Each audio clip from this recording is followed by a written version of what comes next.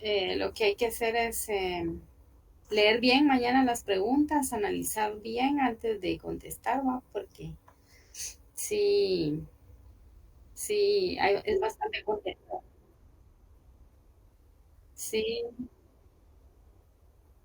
cabal. Pues yo acá estuve leyendo un poquito ahí de eso de las etapas y todo, y también lo metí al chat GPT a ver si coincidía. Varían un poco en las fechas. Estuve escuchando también algunos audios, algunos videos de eso de las etapas del sindicalismo. Y bajé la diapositiva porque el licenciado dice que el sindicalismo empieza desde o sea, hay 5 etapas. Entonces, yo para más o menos entender qué etapas son las que él dice, se lo voy a admitir aquí a los demás compañeros. Entonces, para, pues, como entenderle, dijo aquel, ¿verdad?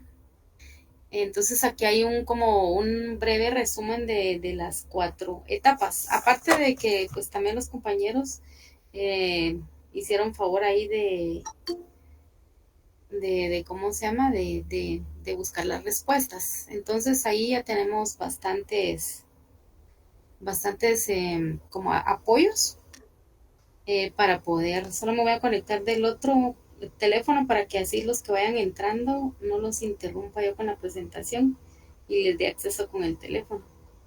Ahí está, ahí está. Entonces vamos a ver aquí lo de las etapas. Le vamos a dar duro al examen por el sentido de ¿cómo se llama? De mayor practicidad, pero también Jocelyn ya nos hizo favor de enviar el resumen de todas las clases. Yo ahí busqué, pero no está mucho las respuestas, entonces yo siento que es como un examen trampa ¿cómo se llama? Examen, porque ahora se va a basar en los artículos que nos dejó leer y en la investigación que nos hizo, que nos dejó de investigar las 5 etapas del sindicalismo. Entonces voy a volver ahí aquí a proyectar de las etapas. Entonces él las divide así. También difiere un poco con lo que está en el libro del maestro Larrabe. Entonces acá él dice que pues la etapa de mutualidades, que son las características principales, organizaciones, participación obrera en la lucha popular dentro del marco legal. Pero yo estaba viendo que pues eso del sindicalismo, eso de los sindicatos empezó en Europa y pues también el boom también fue con eso de la revolución del 20 de octubre, o sea, hay antecedentes. Entonces, por eso se ve en las etapas en la etapa de las mutualidades, como que es una preetapa a ya dividirlas en primera etapa, segunda, tercera, cuarta y quinta etapa. Con la salvedad que en base a que hubo mucho capitalismo y entonces la gente le ponía a trabajar a las personas horarios, la carga laboral era muy fuerte, aparte de que los salarios pésimos, que pues tampoco es que haya variado mucho en esta época. Entonces de esa idea surgió el poder hacer alianzas entre los trabajadores y también los patronos, porque pues uno pensará que sindicato solo es para un grupo de personas que quieren velar por los derechos ante el patrono. Pero pues hay que tener bien claro que los sindicatos también pueden ser formados por patronos y también por trabajadores para buscar como esa alianza entre ambos y buscar la manera de mediar horarios, salarios, condiciones de trabajo. Entonces, previo a esto, el licenciado lo dividió en primera etapa del sindicalismo en Guatemala, que duró esa primera etapa en sus inicios 10 años, de 1920 a 1930. La segunda etapa, él la dividió en los años de 1944 a 1954. Ahí lo relevante de esas fechas que en 1944 fue la revolución del 20 de octubre de 1944. Por eso es que imagino yo que él hizo ese énfasis en 1944 y pues 10 años más, 1954. Entonces, solo como para tener esa idea. En la tercera etapa, pues él sí la puso de 1954 y ahí ya le puso 20 años más, a 1974. Y en la cuarta etapa, él le puso específicamente de 1975 a 1985, porque en 1985 fue la última constitución, que es la actual que manejamos en nuestro país. Y en la quinta etapa, yo deduje que él puso la quinta etapa del sindicalismo, que fue el gobierno democrático, que estamos hablando desde la Constitución de 1985 en adelante hasta los acuerdos de paz, ¿verdad? Que ahí fue donde pues se le dio una perspectiva diferente a lo del sindicalismo.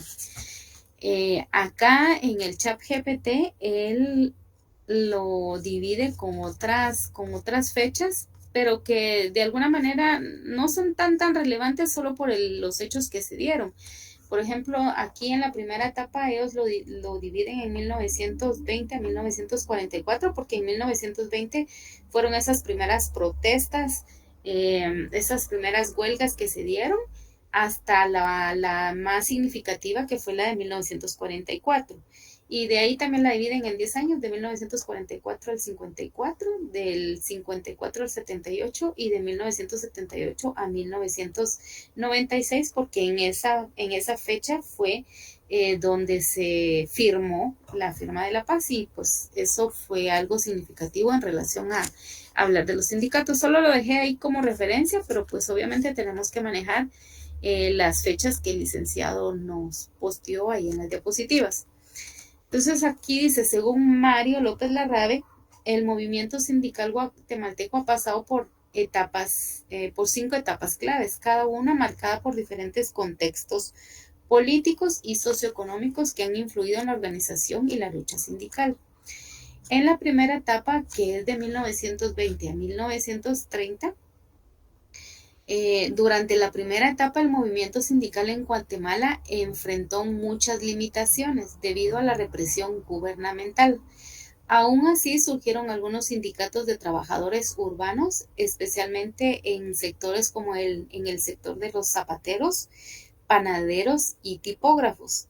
Sin embargo, el poder y la influencia de los sindicatos fueron mínimos debido a las restricciones legales y a la persecución.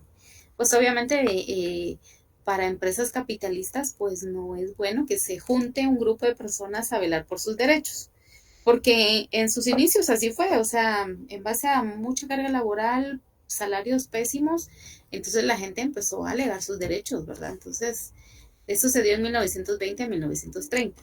En la segunda etapa, de 1944 al 54, inicia con 1944, con el inicio de la Revolución de Octubre, que fue el 20 de octubre de 1944. El movimiento sindical experimentó una expansión significativa. Las reformas del gobierno de Juan José Arévalo y Jacobo Arbenz permitieron a los trabajadores organizarse y se implementaron leyes laborales que reconocieron el derecho a sindicalizarse. Durante esta etapa se consolidaron sindicatos en sectores importantes como la United Fruit Company y la empresa de ferrocarriles internacionales de Centroamérica. Aquí lo único relevante que veo yo es que en la época de Juan José Arévalo Bermejo, papá, ¿verdad? Porque pues ahora está Juan José Arévalo hijo, y Jacobo Arbenz, Juan José Arévalo en esa etapa de 1944 al 54, en su etapa de gobierno, instituyó el IX, hubieron muchas mejoras en cuanto al sector de los trabajadores. Por eso es que en esos años pudieron los sindicatos florecer o implementarse dentro de las leyes laborales. Con Jacobo Arbenz él también apoyó, pero pues como a los capitalistas o a la clase social alta no le favorecía, derrocaron a Jacobo Arbenz y pues de alguna manera empezaron a decir de que no, que él era marxista, que él era comunista, que pues él en realidad no quería el bienestar del país. O sea, empezaron esos rumores y por esa razón pues también tanto Juan José Arevalo y Jacobo Arbenz, al apoyar a estos movimientos sindicales, al apoyar al beneficio del país, pues, pues la gente con otros intereses los derrocaron. Eso es lo interesante en esta segunda etapa. Y que la United Fruit Company, ¿verdad? Y la empresa de ferrocarriles internacionales de Centroamérica pudieron implementar ese tipo de apoyos de los sindicatos. En la tercera etapa, de 1954 a 1974, que es la etapa como que hay 20 años, no 10, sino 20, tras el golpe de Estado de 1954 que derrocó a Jacobo Arbenz, los sindicatos fueron objeto de represión, ¿verdad? O sea, en la etapa de los 1920-1930, pues empezaron a florecer y a pedir sus derechos. Ya en 1944, pues hubo una revolución tal, ¿verdad?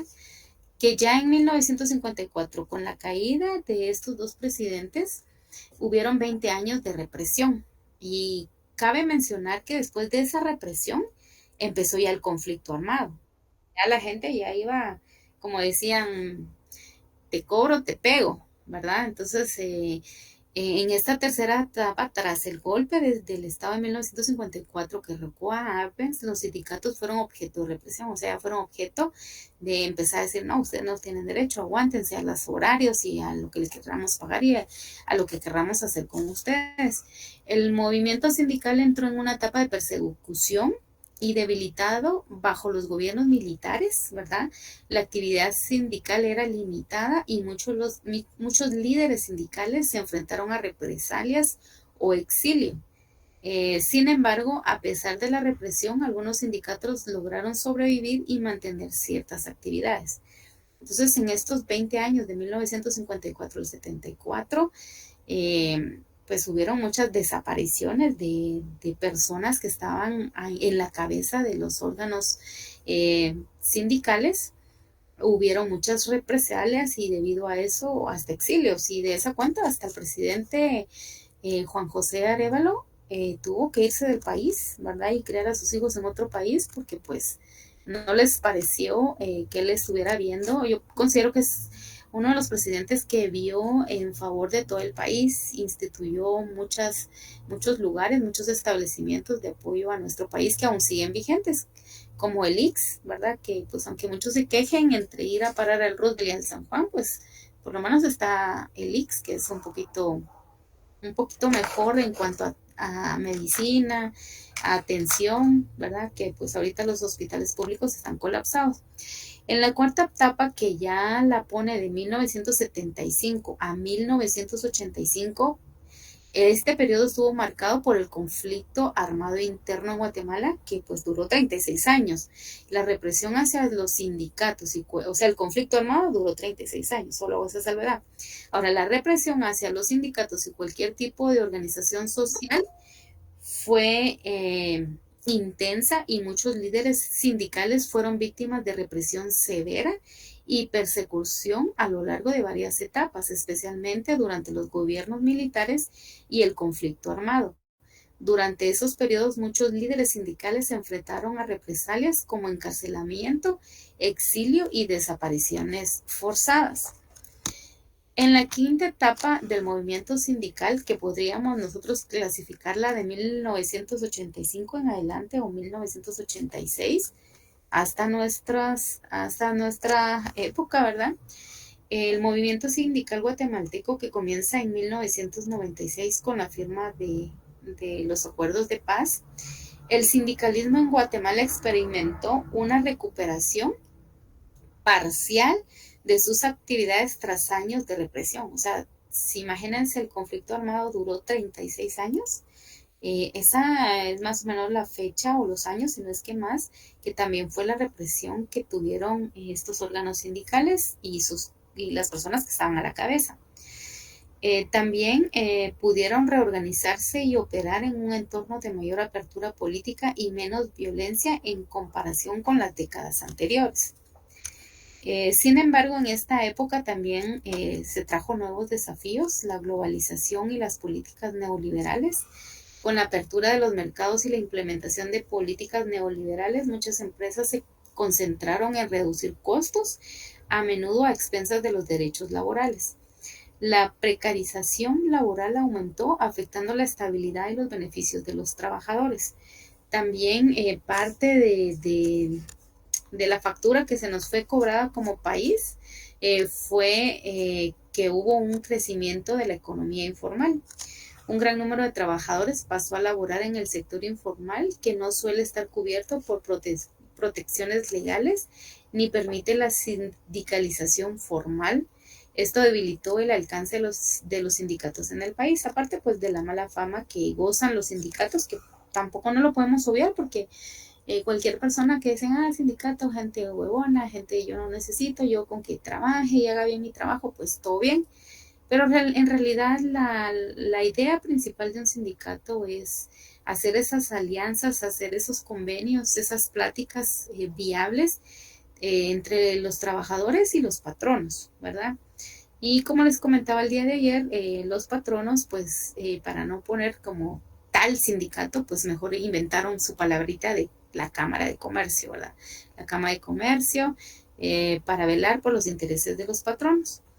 Y los sindicatos que pues más que todo se ahorillan a velar por el bienestar de los trabajadores, pero legalmente, objetivamente, en la norma positiva, dice que tanto los trabajadores como los patronos están en el derecho de formar unas alianzas llamadas sindicatos, o sea, pueden, sí o sí, ¿verdad? No es que sea solo netamente para personas trabajadoras o de la clase trabajadora.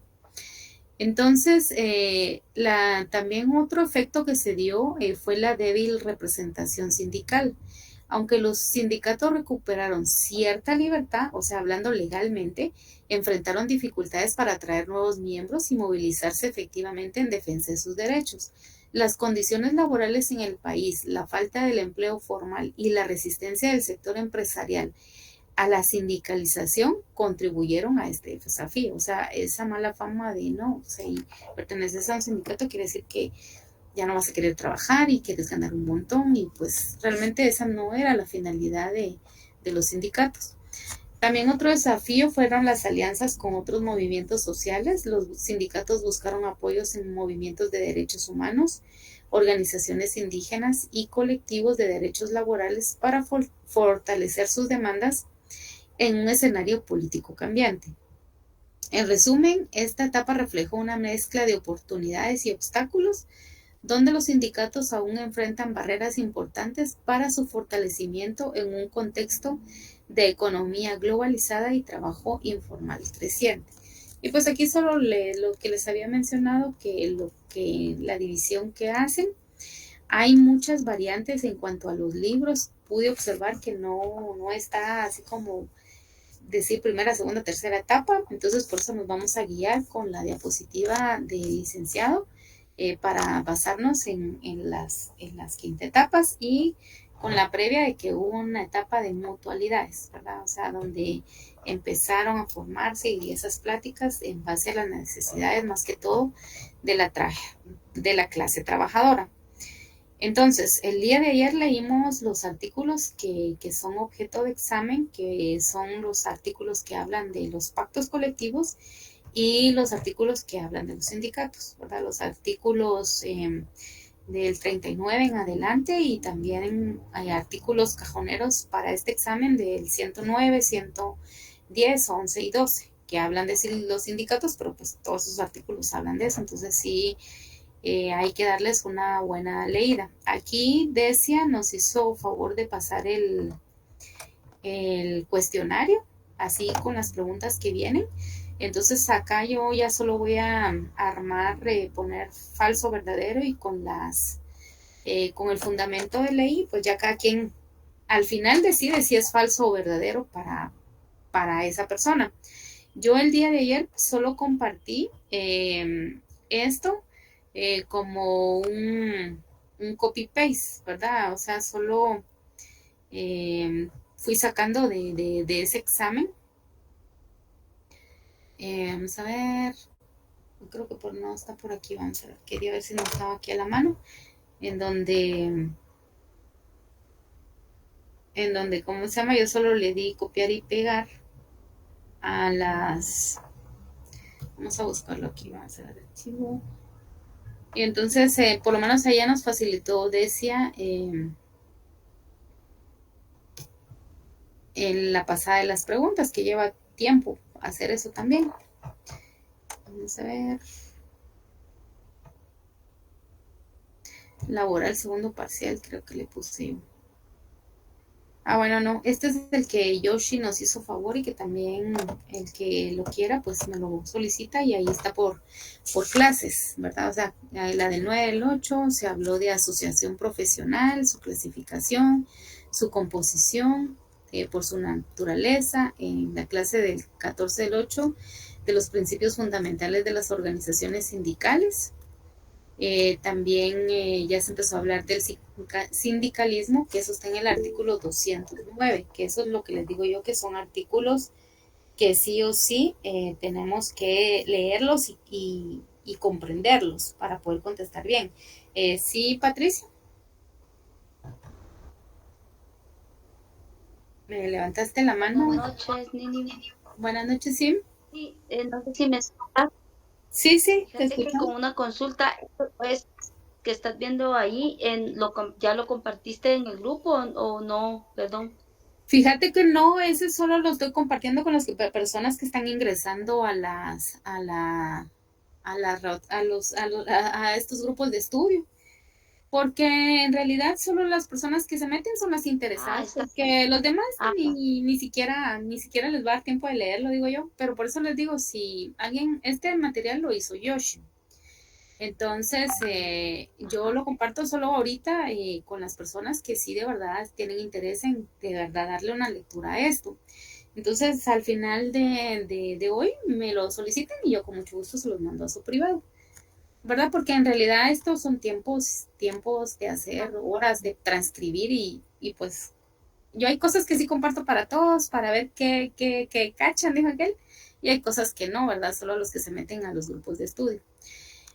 Acá, continuando con este artículo, esto es lo que les digo yo, en el 209 habla de la inamovilidad de los trabajadores del sindicalismo, que es una de las preguntas que yo considero que casi que sí va a poner el licenciado ahí, ¿verdad? Porque gozan inamovilidad los trabajadores y en especial las personas, los trabajadores que están haciendo ese trámite de formar el sindicato y tienen esa o gozan de esa inamovilidad durante el proceso y todavía 60 días después. Y lo dice aquí en las notas de Yoshi, dice aviso a la Inspección General de Trabajo por todo el tiempo que dure el trámite del reconocimiento del sindicato, dura hasta 60 días después. Aquí hay que tener cuidado porque en las diapositivas del licenciado dice que gozan de inamovilidad solo como los cabecillas de los sindicatos, pero en el artículo 209 dice que todos los trabajadores que estén haciendo ese trámite,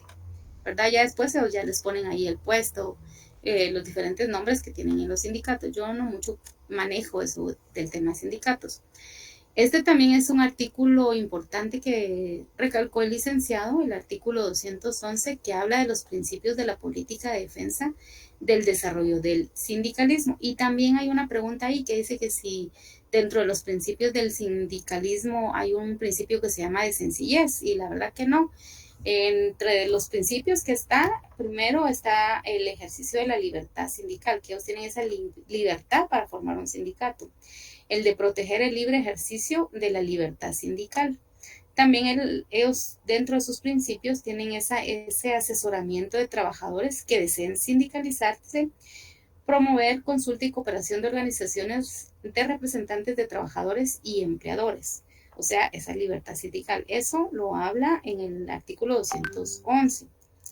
¿Quiénes pueden conformar el sindicato? Eso lo dice en el artículo 212 y el licenciado hizo ese énfasis que todos los trabajadores que hayan alcanzado los 14 años de edad. Aunque hemos nosotros ratificado convenios y acuerdos a nivel internacional que dicen que a partir de los 15 y otros dicen que otro acuerdo dice que a partir de los 16, nosotros por las condiciones que somos un país en vías de desarrollo y que tenemos mucha población muchos adolescentes que trabajan desde los 14, todavía nos apegamos al artículo 212 del Código de Trabajo, donde dice que a partir de los 14 años, aunque, como les comento, hemos ratificado otros acuerdos con otras edades. Ahora, ¿quiénes no pueden formar un sindicato? Bueno, también acá en esto de los adolescentes de 14 años, ellos sí pueden conformar un sindicato, mas no pueden estar en el proceso de la legalización del sindicato por ser menores de edad. Pero también eso es importante manejarlo, porque sí pueden formar el sindicato, pero no pueden estar en el comité consultivo ni en el consejo no sé qué. Entonces, en esos puestos, en esa parte, no pueden estar, solo formar parte de sí. ¿Quiénes no pueden conformar un sindicato? O quienes, digamos, tienen vedado el derecho de decir, yo quiero ser parte del sindicato.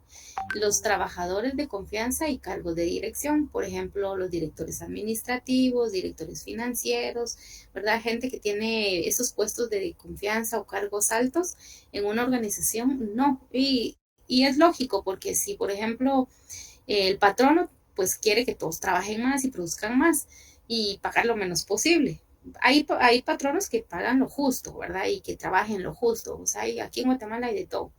Pero si hubiera un director financiero y, digamos, en el sindicato entre sus pláticas estuvieran diciendo, bueno, que nos suban el salario, entonces antes de que lleguen ellos con su propuesta, ya el director financiero le diría, mira, fíjate que ellos lo que quieren es aumentar su salario o que les pagues más comisiones o qué sé yo. Entonces, por esas razones, esos trabajadores de confianza y cargos de dirección, todas estas personas no pueden ser parte o conformar o estar dentro del listado de las 20 personas mínimas para conformar un sindicato.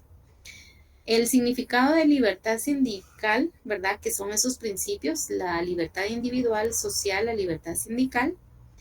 El significado de cada uno es, la libertad individual es la libertad de expresión, locomoción, culto, etcétera. Sin embargo, eso depende de cada quien, de los demás, ¿verdad? La libertad social de unirse para realizar sus derechos y libertades y asociaciones que generen.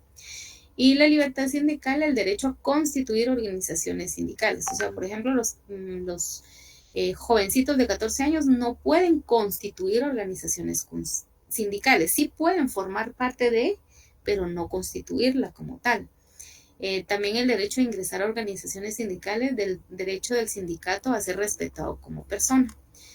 También sujetos de libertad sindical, en primer lugar, los trabajadores titulares por excelencia, en segundo lugar las organizaciones sindicales y en tercer lugar el empleador y sus organizaciones. Y ahí es donde les digo yo, cuando habla de la palabra empleador, estamos hablando del dueño de la empresa o estamos hablando de los socios o los asociados de una empresa. Por eso es de que en esa libertad sindical la pueden ejercer trabajadores, las organizaciones sindicales, el empleador y sus organizaciones. O sea, los sindicatos no es exclusivo solo para la clase trabajadora, también para los patronos, para los empleadores. Dice, poco o nada de su uso crearon cámaras de comercio, y es el comentario que les decía, pues es raro que ustedes oigan, yo no conozco ninguno, pero puede ser que exista uno que diga sindicato de patronos del azúcar, por decirles algo muy hipotético. No, ellos mejor ponen cámara de comercio de la gremial y les ponen unos títulos así bien técnicos, ¿verdad? Por eso es que si entran en el rubro y si ellos quisieran, sí les llamarán sindicatos como tal, los patronos o empleadores. Ahora, ¿quiénes pueden hacer uso de la libertad sindical? Está desde el punto de vista de la empresa y desde el punto de vista de la condición humana. Desde el punto de vista de empresa, trabajadores de empresa privada, trabajadores del Estado y trabajadores independientes. En los trabajadores de empresas privadas, la Coca-Cola, la Pepsi-Cola, trabajadores del Estado, bueno, sindicato de operarios, de la Corte de Constitucionalidad, qué sé yo, ¿verdad? Que son trabajadores del Estado, aunque tal vez el puesto no tiene un rango tan importante, o puede ser un sindicato de secretarias, ¿verdad? De la Corte de Constitucionalidad o del organismo judicial, que son parte del Estado, trabajadores del Estado. Pero también están los trabajadores independientes, que son las personas que trabajan por su cuenta. O sea, ellos van y a veces, ahorita ya no tanto, se ponían ahí en la zona 1 y sacaban sus ventecitas y se organizaban también para reclamar sus derechos. A ellos les llaman trabajadores independientes porque pues ellos trabajan por sí mismos. Ellos son sus patronos y ellos son sus trabajadores, o sea, fungen la misma función a la vez. Ahora, desde el punto de vista de la condición humana, no discriminación en materia sindical sin ninguna distinción. Y eso donde lo encontramos en el artículo 2 del convenio 87 de la OIT. Y eso también es importante manejarlo. Que ahí en el convenio 87 de la OIT dice que no debe haber discriminación sin ninguna distinción, ni de sexo, ni de religión, ni de ningún tipo, y solo como para reforzar porque se me cerraron varias ventanitas, pero bueno, voy a buscar aquí ese artículo nada más, porque ese convenio nos lo ha dejado como 3 veces el licenciado de leer. Nosotros aquí en grupo lo hemos leído 2 veces. Entonces, solo voy a poner en pantalla el artículo 2 de ese convenio, que considero que sí es importante leer ese artículo en específico. Yo lo tengo ahí casi que en los primeros. Aquí está, convenio 87 de la libertad sindical. Entonces, solo por hacer énfasis en el artículo 2, no lo vamos a leer, aunque el convenio no es tan largo, pero pues ya lo hemos leído. Dice artículo 2, los trabajadores y los empleadores sin ninguna distinción y sin autorización previa tienen el derecho de constituir las organizaciones que estimen convenientes, así como el afiliarse a estas organizaciones, con solo la condición de observar los estatutos de las mismas, ¿verdad? Entonces, eso es lo que habla, y miren, recalca los trabajadores y los empleadores, o sea, los sindicatos. Estas reglas no solo son para la clase trabajadora, también para los empleadores, que básicamente serían ¿cómo se llama? Los dueños, los propietarios de las empresas. Ya viendo un poquito más acá, también vemos, viendo acá, según la lectura de lo que nos compartió Yoshi, ya leímos el artículo 2 del convenio, en donde dice que tanto empleados como trabajadores o patronos, ¿verdad? O empleadores, sin ninguna distinción, pueden, ¿verdad?, pertenecer o realizar o crear estos sindicatos. El ejercicio de la libertad sindical es construir, afiliarse, hacer uso de la autonomía sindical.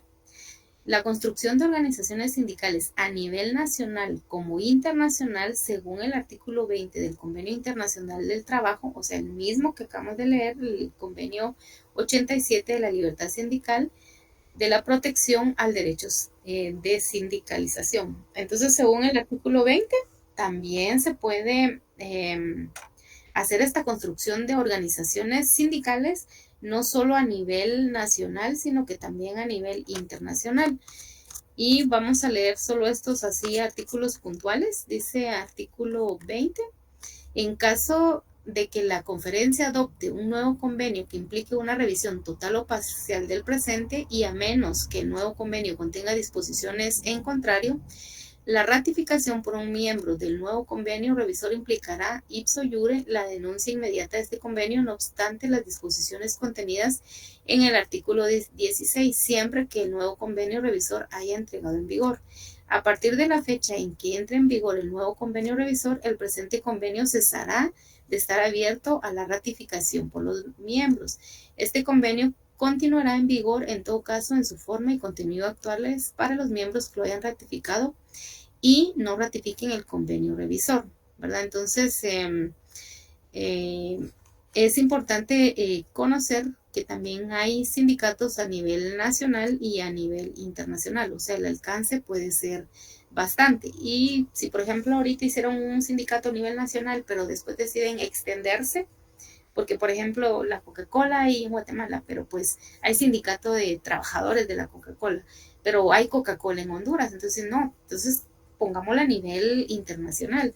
Entonces ellos pueden y hacer esas ratificaciones, ¿verdad? Y decir, bueno, a partir de tal fecha ya no somos solo nacionales, sino internacionales, y pues entra en vigor a partir de que cesa el siguiente convenio. O sea, sí hay todo ese tipo de acuerdos para que se puedan ser sindicatos no solo a nivel nacional, sino internacional, y desde un principio lo pueden hacer, no necesariamente pasar el proceso de primero ser nacionales y después internacionales. También nos habla de las formas de sindicalización o sindicación para la creación de las organizaciones sindicales. Existen alrededor de 6 formas conocidas, que ayer las vimos en las diapositivas, que están los sindicatos que las clasifican de manera vertical, horizontal, por industria, compleja, territorial, ¿verdad? Que serían las locales. En la sindicación vertical se conforma sin importar cuál es su oficio ni la especialidad de su profesión. Se toma en cuenta que sean trabajadores de la empresa. Guatemala, Sindicato de Empresa, artículo 215, literal B del Código de Trabajo. Entonces, por ejemplo, si dicen sindicatos de los trabajadores de la Coca-Cola, eso es en sentido vertical, porque puede ser desde un operario, desde de la limpieza, una secretaria, ¿verdad? O sea, sin importar cuál es su oficio ni su especialidad, la única premisa es que sean trabajadores de la empresa, estamos ante un sindicato de tipo vertical. En la sindicación horizontal concurren aquellos que tienen un mismo oficio o profesión, y eso es una de las preguntas que viene en esas 20 preguntas, que cuando un grupo de personas son trabajadoras pero comparten un mismo oficio o profesión, como el sindicato de zapateros, ¿verdad? Aparte que, digamos, comparten la misma profesión, puede ser que por ejemplo, de una empresa de la DOC, ¿verdad? Que es una empresa de zapatos. Y alguien obviamente hace los zapatos. Entonces, que haga ya ahí un sindicato de los zapateros de esa empresa, entonces son de la misma empresa y comparten el mismo oficio, en este caso de los zapateros, entonces ahí estamos ante un sindicato de tipo horizontal, ¿verdad? Entonces, como que tengamos bien presente que el sindicato vertical, la única premisa, ¿verdad? Es que sean, todos trabajen para la misma empresa. Pero en el sindicato horizontal, ahí todos tienen que compartir el mismo oficio o profesión. Esa es como la distinción radical entre una y otra.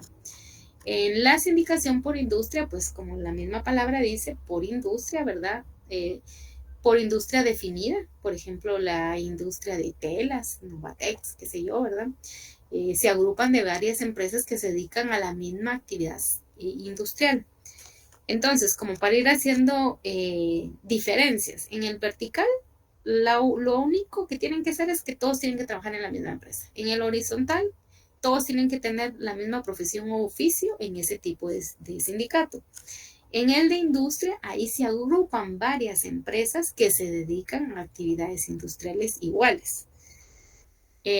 Desventaja de resolver problemas particulares. Una de las desventajas de este sindicato por industria es que ellos se dedican más a resolver la de la mayoría. Por ejemplo, el sindicato de pacas de Guatemala, porque todos se dedican a compra y venta de pacas. Pero no es que se vayan a dedicar a resolver el problema laboral de Juan Pérez de la paca número 1 de Guatemala o la paca premium de tal. Esa es una de las ventajas de esos sindicatos por industria. Y está el sindicato de trabajadores independientes, que es el número 4, que no son empleados de una empresa, simplemente ellos trabajan por su cuenta. Pero también se pueden agrupar y pedir sus derechos, ¿verdad? Y buscar mejoras que le pidan al Estado, pues, porque a ellos es a los que ellos se abocarían. También está la sindicación compleja, primarias o fundamentales, que es la unión de trabajadores. Dentro de esta sindicación compleja hay niveles, ¿verdad? Están las primarias, el de segundo grado y el de tercer grado. En las primarias es la unión de trabajadores. En el de segundo grado, ahí hablamos de federaciones, que es una unión de sindicatos. Y en el tercer grado ya hablamos de confederaciones, que es una unión de federaciones, ¿verdad? Solo en la sindicación compleja está esta clasificación, primaria, de segundo grado y de tercer grado. En las primarias, igual, unión de trabajadores. En las de segundo grado, que son las federaciones, la unión de esas federaciones. Y en las de tercer grado, las confederaciones, pero la unión de todas estas. Permítame, solo voy a tomar un vasito de agua que no se queda.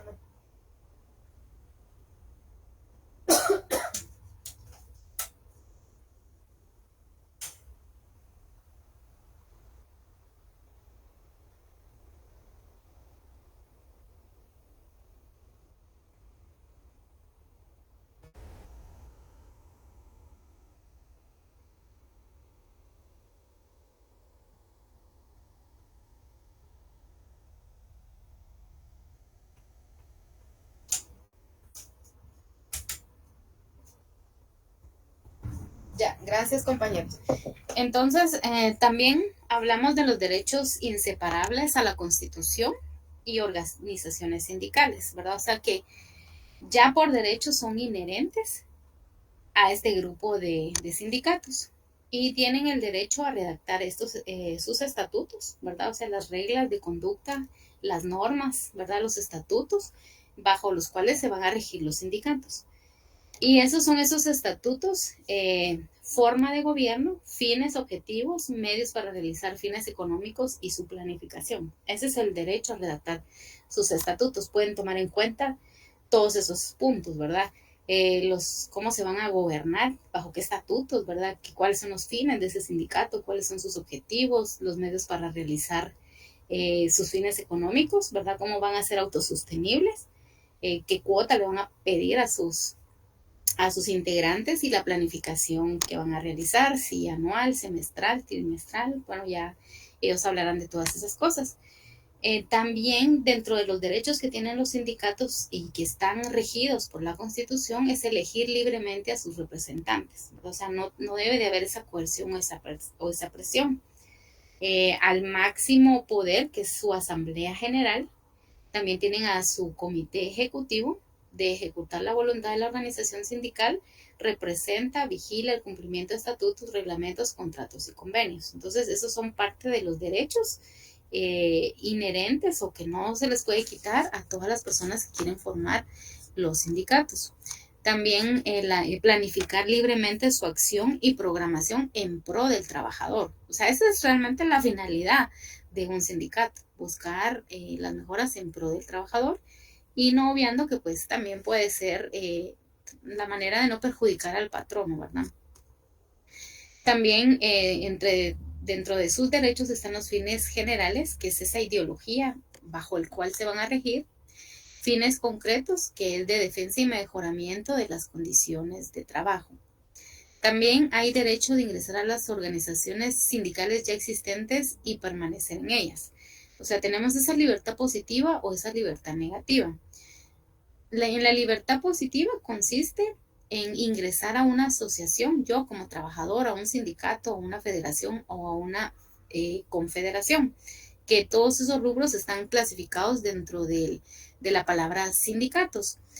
Pero cuando yo por alguna razón no quiero pertenecer a un sindicato o pertenezco a un sindicato, pero por cualquier razón yo quiero renunciar a ya no seguir en ese sindicato, entonces esa es mi libertad negativa de yo ya no, de renunciar o de simplemente desde un principio no pertenecer a un sindicato. También él acá nos dio algunos conceptos que decía investigar el significado de las siguientes fórmulas. Del taller cerrado, el closed shop, que es contratar a sindicalizados y solo cuando lo esté. O sea, en ese taller cerrado del closed shop, lo que buscan es gente que ya esté experta en el ramo y que pues dé esa orientación a las personas que por primera vez van a armar sindicatos y pues en base a previas experiencias de otras personas. Pero solo cuando esto se dé, ese tipo de talleres, no es que sea de siempre. También el arrendamiento preferente o el preferential hearing, que es flexible, contrata de forma preferente al sindicalizado, pero puede contratar al no afiliado cuando el sindicato no tenga personal calificado. Por ejemplo, que nosotros existiera un sindicato, pero que es nuevo, y nosotros queremos hablar sobre la globalización, pero pues nadie del sindicato, nadie de los altos mandos, ni del consejo, ni de la asamblea, tiene conocimiento de la globalización. Entonces, ¿qué hacen? Contratan a una persona que sea especialista en tema para que los oriente, y no necesariamente esa persona tiene que ser afiliado al sindicato. Él simplemente va a dar la charla, explica qué es la globalización, todos comprenden, entienden, y pues ahí termina su función. En eso consiste ese arrendamiento preferente.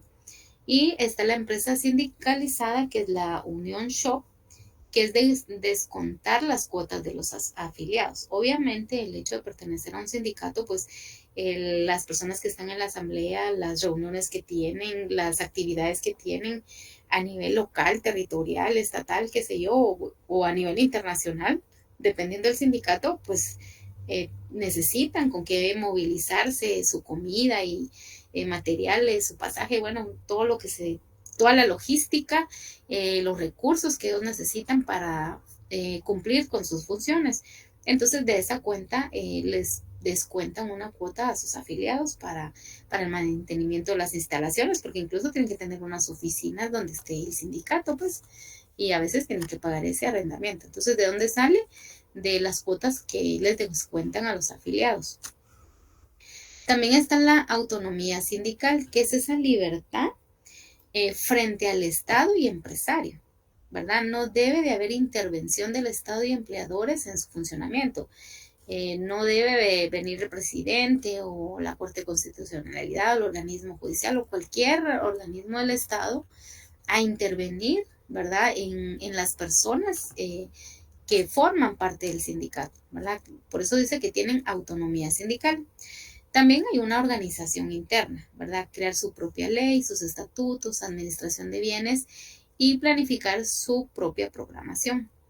Entonces, la autonomía sindical versus al Estado, ¿verdad? Ellos tienen el libre derecho de hacer sus reglamentos y estatutos, y en base a esa organización interna es que ellos eligen, así en simples palabras. Y ahí en esa fecha, el licenciado dejó investigar o realizar la tarea de la historia del sindicalismo en Guatemala por etapas. Entonces, por eso yo considero que en este examen va a evaluar esto y va a evaluar los artículos que el día de ayer leímos, pero vamos a ver qué tanto avanzamos y qué tanto aguantamos, y pues le damos otra leída. Si no, pues yo igual voy a trabajar ahí en lo de las respuestas, porque ya los compañeros que yo les mandé ya me mandaron la respuesta, entonces voy a integrar todo el consolidado del cuestionario para pasárselos, y si fuera ese el examen, pues nos va a ir bastante bien, y si no, pues aquí estamos leyendo las diapositivas.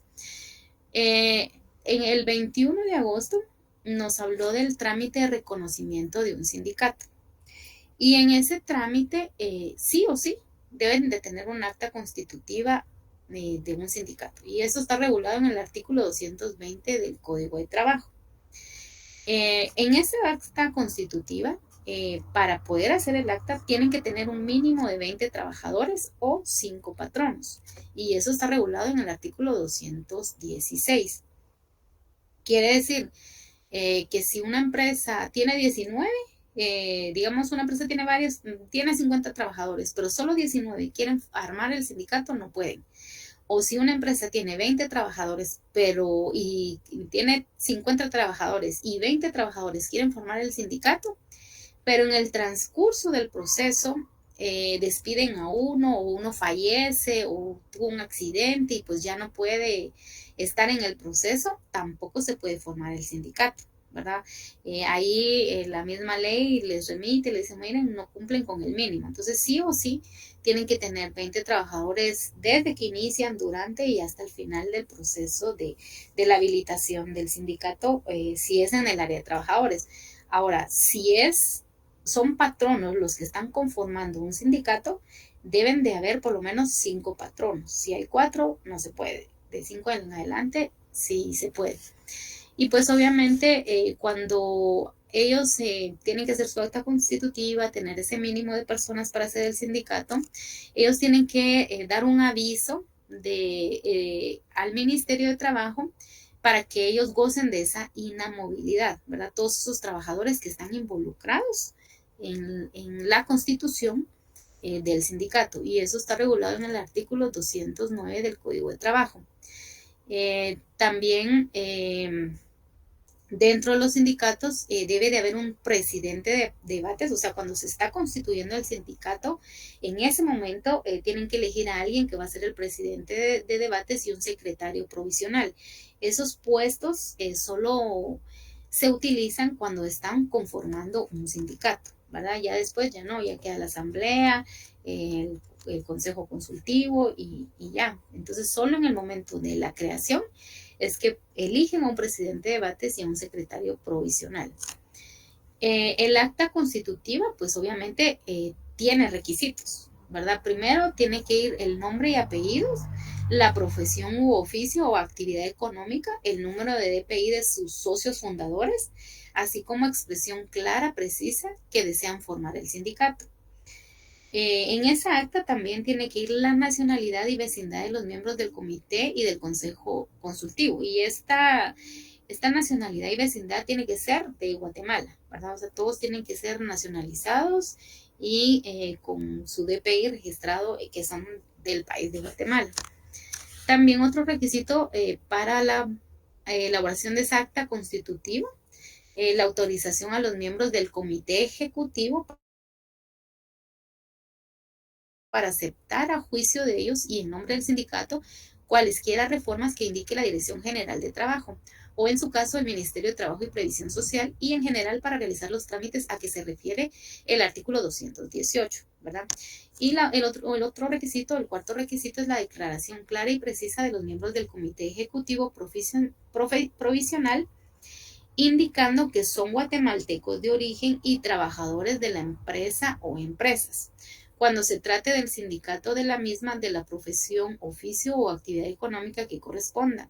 En caso de sindicatos gremiales o independientes, asimismo pueden proporcionar cualesquiera otras informaciones que los interesados consideren conveniente. Aquí lo único como que hay que rescatar o que hay que ponerle más énfasis que dice que en esa acta constitutiva debe de llevar esa declaración precisa de los que conforman el comité ejecutivo provisional, indicando que son guatemaltecos de origen y trabajadores de la empresa o empresas, ¿verdad? Eso hay que ponerle atención.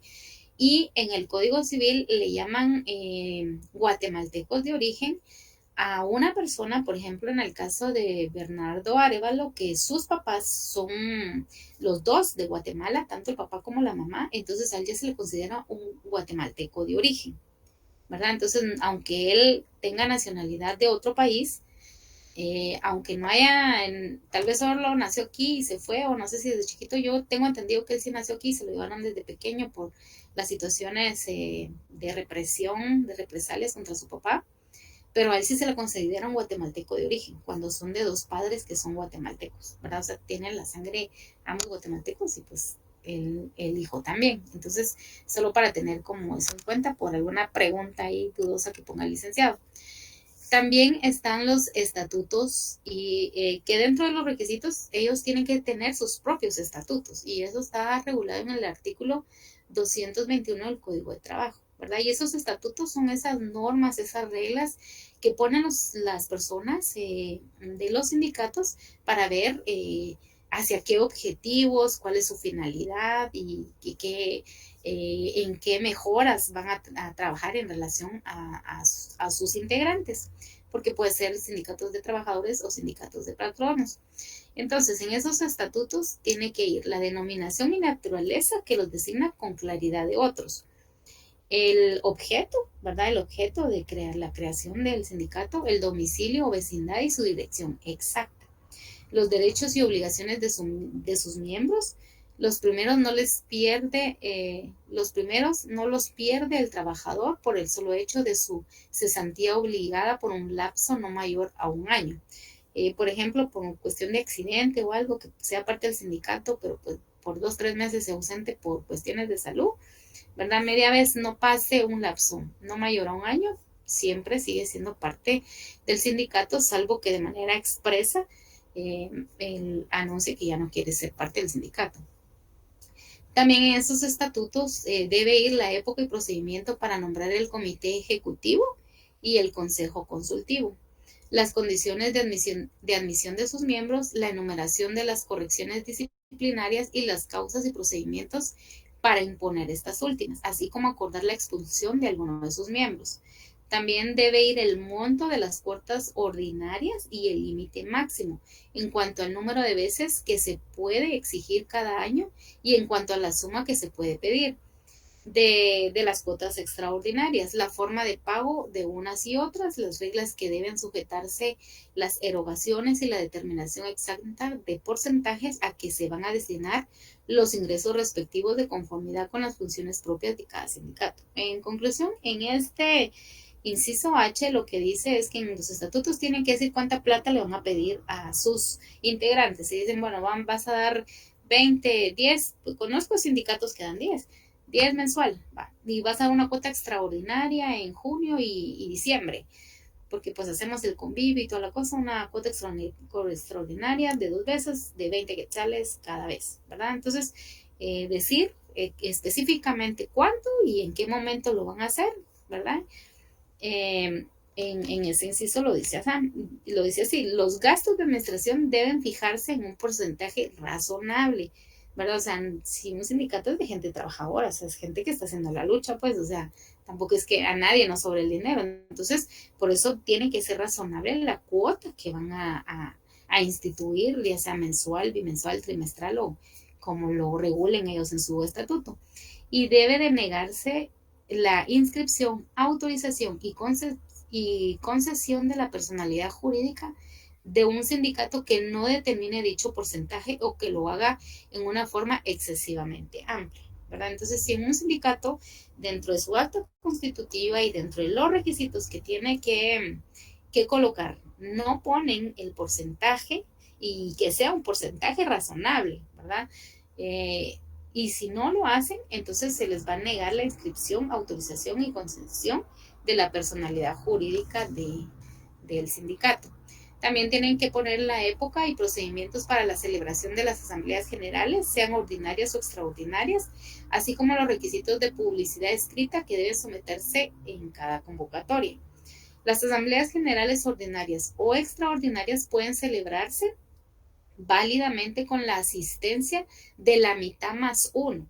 O sea, no estamos hablando de porcentaje de asistencia, sino netamente de la cantidad que integran valga la redundancia, la cantidad de integrantes de un sindicato. Por ejemplo, si en un sindicato son 20, porque ese es el mínimo, entonces, para que se dé a cabo esas asambleas generales o extraordinarias, debe ir la mitad. Si son 20, tiene que ir la mitad, que son 10, más 1. Entonces, tiene que haber 11 personas. No lo podemos confundir con porcentaje, es decir, el 50%. Tiene que estar, si son 20, el 50%, 50 personas. Y les hago les recalco eso, porque eso es una de las preguntas que venían en el cuestionario que leímos ayer. O sea, no es de el porcentaje, sino es de la cantidad total. Si son 50 los integrantes del sindicato, debe ir la mitad, que son 25 más 1, 26, para que se pueda realizar esa asamblea ordinaria o extraordinaria. Si en ese ejemplo hipotético el que les estoy poniendo yo, que son 20 integrantes del sindicato, que ese es el mínimo, y para que se pueda realizar esa asamblea general ordinaria o extraordinaria, solo se presentan 10, no se puede realizar, porque dice aquí en esta norma que deben de ser la mitad más 1. Entonces, si son 20, tiene que haber como quórum 11. Si no hay 11, entonces los asistentes pueden acordar la convocatoria para una nueva reunión dentro de los 10 días siguientes. Entonces dicen, bueno, hoy no se puede porque no hay quórum. Entonces vamos a dejar la asamblea para dentro de 10 días. La que ha de verificarse legalmente con el número de miembros que en ella concurran. O sea, si solo habían 10, pues con 10 decir, bueno, la dejamos para dentro de 10 días. Salvo aquellas representaciones desempeñadas por delegados de sindicatos que por su naturaleza tengan secciones departamentales o subsecciones municipales. Sí, Daniel, ¿cuál es tu duda?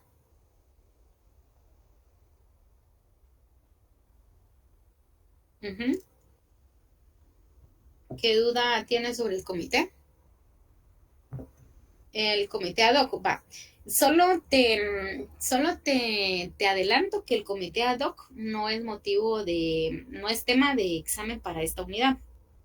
Entonces, yo también no tengo muy claro, si no, si te dijera que es el comité ad hoc, pero en este momento no tengo claro y no, yo sé que eso no entra en el examen, pero pues igual, si alguien sabe, que pues lo puede exponer y si encontramos en este resumen algo que diga así o lo buscamos después en el chat GPT.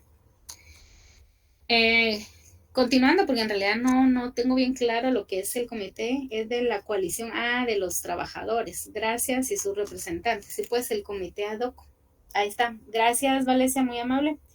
Entonces ahí ya todos aprendimos o nos refrescamos. Dice que el comité ad hoc es la coalición de los trabajadores y sus representantes. Ese del comité ad hoc fue motivo de examen del primer parcial. Pero la diferencia de un comité, de un sindicato y de un comité ad hoc es que esas coaliciones son temporales. Sí, Jocelyn maneja ese tema, sí, no, Jocelyn maneja todo el tema de laboral, pero Jocelyn creo que no estaba bien en la reunión. Ayer creo que sí estuvo. Bueno, la cosa es de que en la coalición solo es temporal, solo es mientras, es como cuando hacen elección por ejemplo, ahorita que hubieron de presidentes, hay una clasificación en donde el solo es, si quedan, pues sí siguen funcionando y si no, pues se desvanece. Lo mismo pasa con las coaliciones y los sindicatos, que en los sindicatos sí son desde ahora y para siempre. O sea, un sindicato vino para quedarse. En cambio, una coalición solo es mientras logran sus propósitos, eligen un comité ad hoc para que puedan hacer la finalidad o el objeto del por qué hicieron esa coalición, pero cuando ya logran llegar al objeto, al objetivo, por ejemplo, hicieron una coalición de trabajadores de ventas callejeras y ellos lo que quieren es que les den seguridad. Entonces, cuando ya el Estado les provee de una mejor seguridad, les pone más iluminación, les pone policías, entonces ya deja de funcionar esa coalición, ¿verdad? Porque ya lograron su objetivo, que era la seguridad, ya se las proporcionaron, entonces se desvanece esa coalición. Por eso es que está esa clasificación de coalición dentro de la comisión está el comité ad hoc, pero en los sindicatos eso sí es, por eso hacen en un acta constitutiva, tiene ciertos requisitos específicos, porque es para quedarse, es para largo tiempo, ¿verdad? O sea, no hacen un sindicato solo para que funcione un año, 2 años, o sea, la idea es que siempre velen por los trabajadores o los patronos de determinadas organizaciones. También dice elegir al comité ejecutivo y consejo consultivo, regresando al tema de lo que estamos viendo, que es atribución de la Asamblea General. El 23 de agosto lo que se habló fue de la solicitud a Dirección General del Trabajo, ¿verdad? Entonces, obviamente tienen que hacer esta solicitud, tienen que dar este aviso a la Dirección General del Trabajo y eso está regulado en el artículo 218 dentro de 20 días de su suscripción al acta. Entonces, en este apartado también tenemos que tener bastante cuidado porque dice 20 días y en el examen ese que vimos ayer decía 30, ¿verdad? Entonces, todo estaba bien, solo esa parte del plazo. Entonces, sí hacen esa solicitud y lo tienen que hacer dentro de los próximos 20 días para que se las acepte, ¿verdad? No pueden pasarse más de 20 días. Para que puedan hacer la suscripción del acta, tienen que hacer su original copia, su acta constitutiva y sus estatutos. O sea, tienen que presentar todo eso a la Dirección General de Trabajo. En la Dirección General de Trabajo, ¿qué es lo que hacen? Revisan la documentación que reúna requisitos legales, obtienen el visto bueno del despacho superior, hacen la inscripción, ¿verdad?, del libro de personas jurídicas, del registro público, de sindicatos del Departamento Administrativo de Trabajo, y esos requisitos están en el artículo 219 del Código de Trabajo. Y ahí tienen 10 días hábiles, tiene 10 días hábiles la inscripción contados a partir de la recepción del expediente. ¿verdad? Entonces, digamos que para que hagan esa solicitud, lo tienen que hacer dentro de esos 20 días para que puedan ser válida la solicitud. Si lo hacen dentro de 30 ya no es válido porque ya se pasaron 10 días más, solo tienen que ser dentro de los 20 días. Ya cuando ya en la Dirección General de Trabajo recibieron el expediente, entonces ellos tienen 10 días hábiles para esa inscripción, ¿verdad? O sea, recibe el expediente de la Dirección de Trabajo y entonces a partir de eso ya tienen 10 días hábiles para la inscripción formal del sindicato. Y 15 días posteriores a la inscripción, ¿verdad? O sea, el sindicato tiene 20 días para hacer su trámite. Ya que han recibido el expediente del Ministerio de Trabajo, tienen 10 días para hacer la inscripción. Ya cuando ya están inscritos, en los 15 días posteriores a la inscripción, tienen que hacer una publicación del resumen de la resolución que aprobó estatutos y reconocimiento de la personería jurídica del sindicato. Y pues todo esto dicen que es gratuito, ¿verdad? Entonces, ya que ya los han aprobado, a los 15 días se os publican de que pues ya existe ese sindicato, ¿verdad? También se habló de los errores subsanables e insubsanables. Cuando hablamos de la palabra subsanables, quiere decir que ellos presentaron un documento, pero que no pusieron algo que tenían que poner. No pusieron una dirección exacta, no pusieron el apellido bien de alguna persona. Entonces, les mandan a subsanar esos errores, o sea, a corregir esas cosas que no pusieron. O pueden ser insubsanables, que de alguna manera ya no hay ni cómo enmendarlo, ¿verdad? Entonces, en caso de errores insubsanables, se debe rechazar. Si por alguna razón hay algo que sí o sí tuvieron que haber puesto y que si no, por decirles algo, no pusieron el nombre de la Asamblea General, de los integrantes de la Asamblea, rechazan de una vez el expediente. En casos de errores subsanables, o sea, de errores que sí son mínimos, que tal vez se les fue una S, una coma o un número, qué sé yo, algo más sencillo, los interesados pueden enmendarlo, ¿verdad? Les devuelven el expediente y les dicen subsane tal y tal cosa, ¿verdad? Corrija tal y tal cosa. En cualquiera de los casos se puede interponer un recurso de revocatoria. Si digamos que cuando presentaron su acta constitutiva y pues algo que no era insubsanable, o sea, que no había ni forma, ya le dijeron, no, hombre, ese expediente está malísimo, o sea, no, eh, tengan rechazado, entonces ellos todavía pueden interponer el recurso revocatorio. Igual, si le subsanan y ustedes consideran de que no, que todo está bien, que no hay ninguna falla, ninguna falta, que Pérez se escribe con ese al final, entonces pueden interponerse recurso revocatorio. O sea, tanto para los errores subsanables o insubsanables, uno puede presentar o interponer ese recurso de revocatoria. También está el tema de los órganos de un sindicato, ¿verdad? Cómo se está conformada la Asamblea General, que está en el artículo 222. El comité ejecutivo, que está en el artículo 223, y dice que es el comité ejecutivo. No estamos hablando de la Asamblea General, sino de que el comité ejecutivo dice que no menos de 3 ni no mayor de 9 personas, ¿verdad? Pero solo es para el comité ejecutivo. Para los demás no dice un número específico. Por ejemplo, en el Consejo Consultivo, que está en el artículo 224, dice integrantes necesarios, como pueden ser 2, como pueden ser 3, como pueden ser 5, como pueden ser 10. Y igual en la Asamblea General. Pero en el Comité Ejecutivo sí hay un previo que dice que no pueden ser menos de 3 personas, o sea que de 3 en adelante, o sea 2 no pueden formar el Comité Ejecutivo y no pueden ser mayor a 9, o sea no pueden ser 10 personas las que integren el Comité Ejecutivo, ¿verdad? Para los demás no especifica, solo en el consultivo que dice los integrantes necesarios. Si es una empresa grande, pues va a tener más integrantes, si es una pequeña empresa, pues poquitos integrantes. El 11 de octubre, el 11 del 9, vieron lo que o vimos, organismos paralelos a la genuina organización profesional.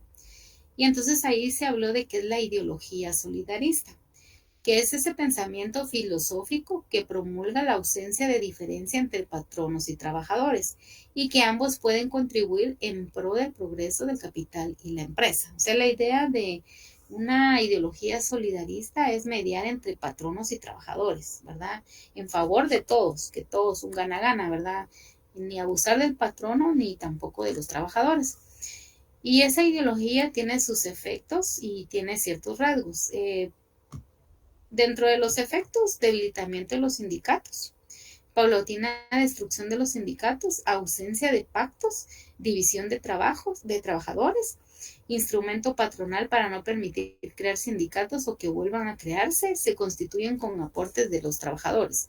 Entonces estamos hablando de esos organismos paralelos a la genuina organización profesional. Su origen, a finales de 1944, Alberto Martín Chavarría, costarricense, presentó la idea de nuevas relaciones obrero-patronales distintas al sindicalismo, que se convirtió en el solidarismo, pretendiendo participar del trabajador en la empresa, la creación del mecanismo de comunicación y menor calidad de vida del trabajador, ¿verdad? Entonces, para, digamos, como la contrapuesta o el némesis del sindicato es el solidarismo, ¿verdad? Mientras el sindicato siempre está hablando por el bienestar de sus integrantes, el solidarismo es sí velar por las personas, pero de alguna manera es como tramposo porque ellos solo quieren mediar alguna cosa, pero no mejorando la calidad de vida del trabajador, o sea, quizás solo mejor salario o algo, ¿verdad? Entonces, digamos, la contrapuesta del sindicalismo es el solidarismo. Y pues dentro de esos efectos negativos que tiene trabajar bajo esa ideología del solidarismo es que hay debilitamiento de sindicatos, hay paulatina destrucción de los sindicatos, hay ausencia de pactos, división de trabajadores, ¿verdad? Que una gente diga, no, yo mejor me voy con la ideología del solidarismo y otros no, yo sí me voy al sindicato y otros que nada, ni una ni otra, ¿verdad? Hay división de trabajadores. También instrumento patronal para no permitir crear sindicatos o que vuelvan a crearse, ¿verdad? Que de alguna manera somos una asociación solidarista y entonces como ya existe la asociación solidarista, ya no permiten que hagan un sindicato porque pues ya hay un ente, digamos, que está fungiendo algo similar a eso supuestamente. Y pues obviamente también lo tienen que sostener o autosostener los trabajadores. Después se habló de la tesis, ¿verdad?